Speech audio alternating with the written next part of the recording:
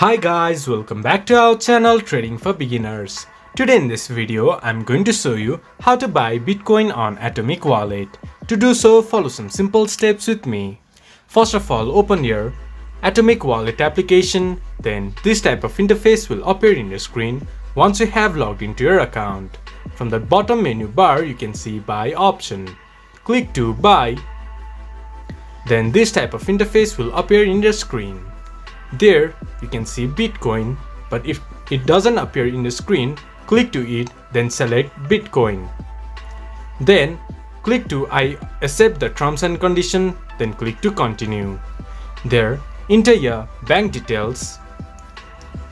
Then you can buy your Bitcoin in Atomic Wallet. This is how you can buy Bitcoin on Atomic Wallet. This much for today's video. If you guys find our video helpful, please leave a like and comment. And do not forget to subscribe our channel and hit the bell icon.